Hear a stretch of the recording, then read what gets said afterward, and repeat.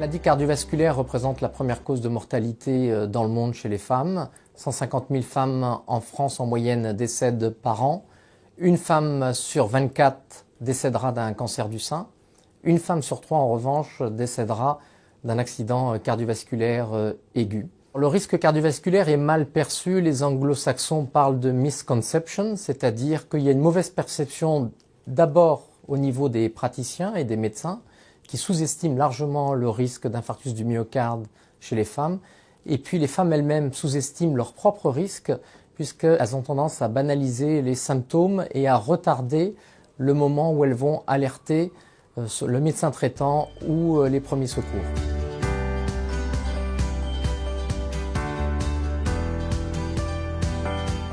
Il y a différents facteurs de risque cardiovasculaire, ceux qui sont standards, qu'on appelle des facteurs de risque modifiables, comme le tabagisme, la sédentarité, l'obésité.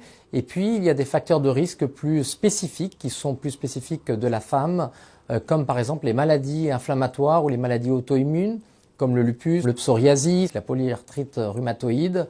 Il y a aussi toutes les complications qui sont liées à la grossesse, comme l'hypertension artérielle gravidique ou la prééclampsie, le diabète gestationnel. Il y a aussi un sous-groupe de femmes qui ont des migraines avec aura. On sait qu'elles sont plus à risque de faire des accidents vasculaires cérébraux. Et puis, il y a des entités un peu plus rares, comme le syndrome des ovaires polykystiques ou le syndrome dysmétabolique, qui sont aussi des pathologies à dépister précocement.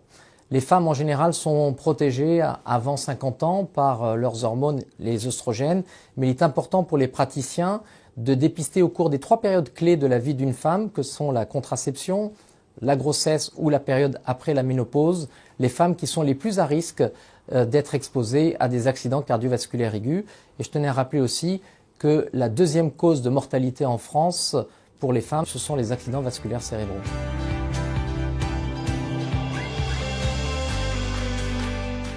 Les maladies cardiovasculaires chez les femmes ont une physiopathologie un petit peu différente de celle des hommes. C'est une atteinte de la microcirculation des petits vaisseaux avec des artères beaucoup plus réactives, une maladie beaucoup plus diffuse. D'ailleurs, les symptômes, dans 30% des cas, sont différents de ceux que l'on peut rencontrer, qu'on appelle les symptômes typiques chez les hommes, à savoir un essoufflement dans plus de 50% des cas, un syndrome vertigineux, des douleurs à présentation digestive, une grande fatigue, des troubles du sommeil, de l'anxiété.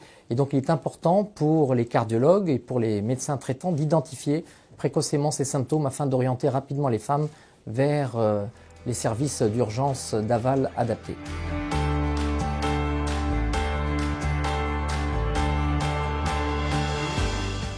Le dépistage des maladies cardiovasculaires à l'hôpital américain de Paris repose sur un triptyque. Tout d'abord, un interrogatoire clinique fouillé qui va permettre d'identifier les facteurs de risque standards et spécifiques aux femmes. Et puis, nous sommes les pionniers. On a la possibilité d'utiliser un examen extrêmement simple qui est le score coronaire calcique.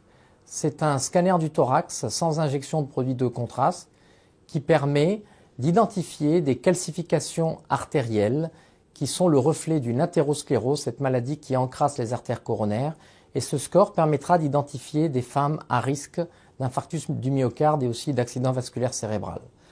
On a aussi un large panel d'exploration paraclinique qui va de l'échographie cardiaque d'effort à l'IRM cardiaque, soit morphologique pour bien étudier le muscle, le myocarde, et aussi l'IRM cardiaque de stress qui permet d'identifier des pathologies inflammatoires avec atteinte de la microcirculation de ces petits vaisseaux dont on a parlé tout à l'heure, mais aussi des séquelles d'infarctus du myocarde ou de pathologies coronariennes. Le dépistage des maladies cardiovasculaires est un enjeu de société. Il est important d'adresser des messages forts, que ce soit aux médecins traitants qui ont tendance à sous-estimer les symptômes et les signes annonciateurs d'un accident cardiovasculaire chez une femme, mais également les femmes elles-mêmes qui ont tendance à minimiser les principaux symptômes et à consulter avec beaucoup de retard. Et je pense que l'hôpital américain est impliqué dans cette campagne de sensibilisation et dans le dépistage précoce des accidents cardiovasculaires.